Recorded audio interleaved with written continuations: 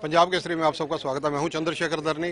राहुल गांधी के मुद्दे पर कांग्रेस का सत्याग्रह आंदोलन कांग्रेस प्रदेश मुख्यालय पर प्रदेशाध्यक्ष उदय भान जी के नेतृत्व में चल रहा है। उदय भान जी से बातचीत करेंगे।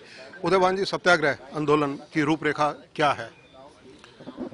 सत्याग्रह हमारे सारे देश के अंदर चल रहा है। जिस तरह से ये भाजपा सरकार, मोदी सरकार देश की संवैधानिक संस्थाओं का जिस तरह से दुरुपयोग करने पर लगी हुई है, विपक्षी दलों को तरह तरह के मुकदमों में फांसने के, उस पर झूठे मुकदमे, सीबीआई को इस्तेमाल करना, कोई कुछ कहता है तो उसके पीछे ईडी छोड़ देते हैं, उसके पीछे इनकम टैक्स छोड़ देते हैं।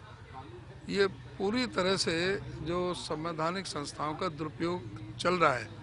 आज चाहे वो जुडिशरी हो, चाहे वो इलेक्शन कमीशन हो, चाहे वो ईडी और सीबीआई और सीबीसी हो, सीबीआई हो, आज सभी की क्रेडिबिलिटी पर प्रश्न चिन्ह लगा हुआ है। जो लोकतंत्र को बचाने के लिए जो संस्थाएं, उनका ही जो दमन हो रहा है। और ये जो राहुल जी के बारे में जो ये फैसला आया है, इसका हम कानूनी तौर से हम सेशन में और हाई कोर्ट में, सुप्रीम कोर्ट में जहाँ भी ज़रूरत होगी वहाँ इसको लेकर के जाएंगे। वहाँ इसके जो कानूनी पहलुओं पर तो वहाँ होगा, लेकिन हम इस फैसले से असहमति अपना प्रकट करते हैं, क्योंकि राहुल जी ने कोई ऐसा नहीं कहा। उन्होंने किसी समाज के लिए नहीं कहा। उन्होंने सिर्फ उन भ्रष्टाचारियों पर कहा था, चाहे वो ललित मोदी हो, चाहे नीरव मोदी हो, और उस समय राफेल का जो भ्रष्टाचार का मामला चल रहा था, चाहे वो आज देश के प्रधानमंत्री नरेंद्र मोदी हो। तीनों का नाम लेकर के कहा था और उन्होंने कहा था कि भाई मोदी ही क्यों हैं। तो उसमें कोई मोदी को ओबीसी की बेइज्जती कर दी, मोदी समाज को बेइज्जत कर दिया। मोदी समाज कोई, पहली बात तो ये कोई जाति से कोई संबंध नहीं है। भ्रष्टाचारी है, और भ्रष्टाचारी पर आवाज़ उठाना कोई गलत नहीं है। नीरव मोदी को आज तक भी लाए नहीं, ललित मोदी को आज तक भी वापस लाए नहीं।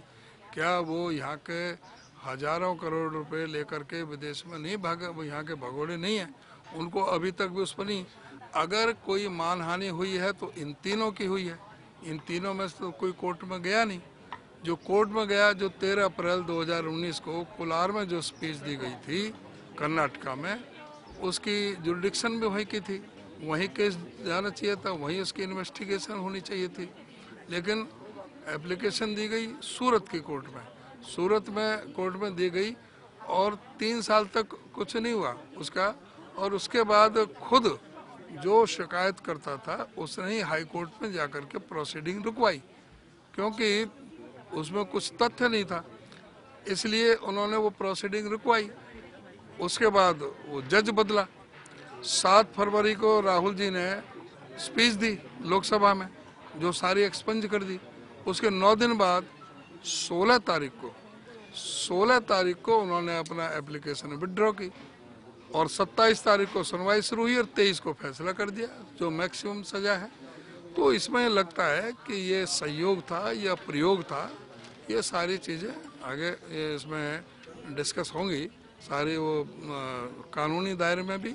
और जहाँ तक राजनीतिक तौर से जो मैं ये समझता हूँ कि ये सरकार जो मूल मुद्दे हैं देश के, चाहे वो बेरोजगारी है, चाहे वो महंगाई है, चाहे ये अदानी पर जो भ्रष्टाचार का मामला जो आया है, जो कहा गया है कि भाई क्या 23,000 करोड़ रुपए जो शेल कंपनियों से काला धन अदानी की कंपनियों में जो लगा है या नहीं लगा है तो वो किसका है? वो 23,000 करोड़ रुपए किसका है? वो क्या ये पूछना, ये प्रश्न गलत है क्या? भ्रष्टाचार के खिलाफ आवाज़ उठाना गलत है?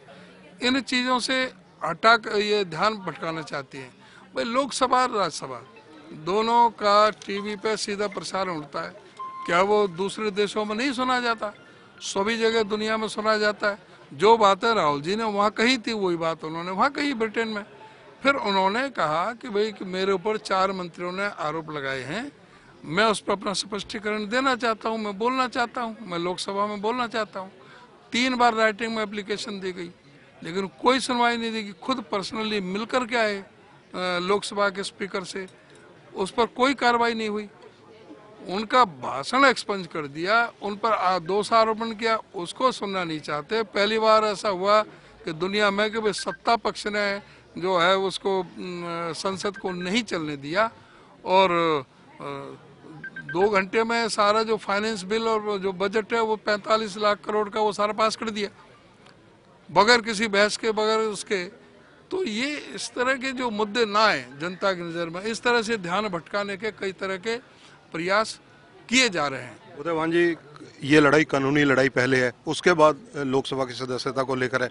2 पहलू हैं इस बार। हर क्यों ऐसा ही एक पहलू हरियाणा में भी हुआ था। हरियाणा में प्रदीप चौधरी जी के साथ उनकी सदस्यता फिर अदालत से बहाल हुई थी। हाँ, जिस तरह से प्रदीप चौधरी की अदालत से बहाल हुई थी, ऐसा ही इसमें भी होना निश्चित है, क्योंकि ये फैसला ही गलत है। इस फैसले को चैलेंज कर रहे हैं, मेरे ख्याल से आज कर भी दिया है शायद। कांग्रेस की ये लड़ाई अदालती जो फैसला है उसके खिलाफ है या जो लोकसभा से सदस्यता खारिज हुई उसको लेकर है? हमारा सारा सिस्टम से है कि जो सिस्टम बना दिया नरेंद्र मोदी ने, जो एक अघोषित आपातकाल देश में लगा रखा है, विपक्ष की आवाज़ को दबाने का कुत्सित प्रयास किया जा रहा है, विपक्ष को बोलने नहीं दिया जा रहा। ये जनतांत्रिक अधिकार है, ये भी विपक्ष के लोग भी जनता ने चुन के भेजे हैं। भाई एक तरफ तो जो है ना, विपक्ष से तो कुछ जो बातें उठाई जाती है उनका तर्कसंगत ढंग से जवाब दिया जाता है। ये कभी ऐसा होता है कि भाई विपक्ष का आदमी, जो विपक्ष का बड़ा नेता सवाल उठाए, उसके भाषण को एक्सपंज कर दो। उसमें कोई असंसदीय भाषा का इस्तेमाल हुआ था, कोई अमर्यादित भाषा का इस्तेमाल हुआ था, क्यों एक्सपंज किया गया और फिर उस पर जवाब क्यों नहीं दिया गया? फिर जवाब मांग रहे हैं तो जवाब देने से क्यों डर रहे हैं? प्रधान जी, इसके बाद अगला स्टेप कांग्रेस का क्या होने वाला है? हमारा सारे जनता तक हम लड़ाई लेके जाएंगे, सभी गांवों में जाएंगे, ब्लॉक में हम जल्द से करेंगे, जिलों में जल्द से करेंगे, प्रदेश में रैलियाँ होंगी।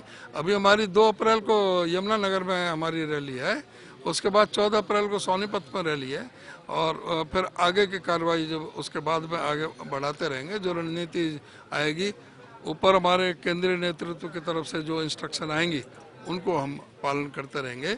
कल प्रदर्शन के दौरान युवा कांग्रेस के प्रदेशाध्यक्ष और कई नेताओं के खिलाफ मुकदमे दर्ज हुए हैं, उसको लेकर कांग्रेस का स्टैंड क्या है? तो मैं तो यही तो कह रहा हूँ कि देश में अघोषित आपातकाल लगा है। देखो, कोई नारे लगा देता है मोदी हटाओ देश बचाओ, तो 138 FIR दर्ज कर दी जाती है दिल्ली के अंदर। आज जगह जगह मोदी हटाओ के हमने लगा रखे, मोदी हटाओ करो, कितने FIR दर्ज करते हैं?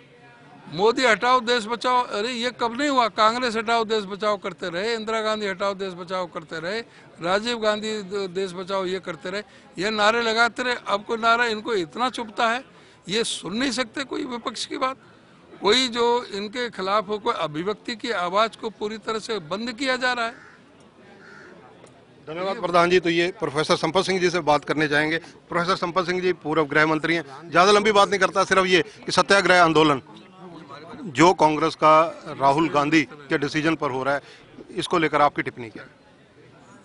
अभी आपने हमारे हरियाणा प्रदेश के कांग्रेस पार्टी के अध्यक्ष की बातें सुनी, उन्हीं से मैं सहमति जाहिर करता हूं। और आज जो युग चल रहा है, मोदी जी प्राइम मिनिस्टर है, इस समय देश के संविधान को भी खतरा हो रहा है, देश के संवैधानिक संस्थाओं को भी खतरा हो रहा है, प्रजातंत्र को भी खतरा है।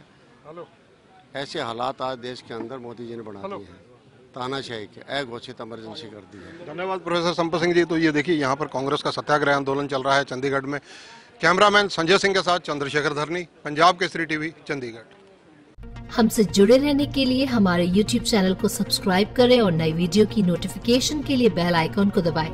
अगर आप ये वीडियो Facebook पर देख रहे हैं तो लाइक जरूर करें और ज्यादा से ज्यादा शेयर करें। धन्यवाद।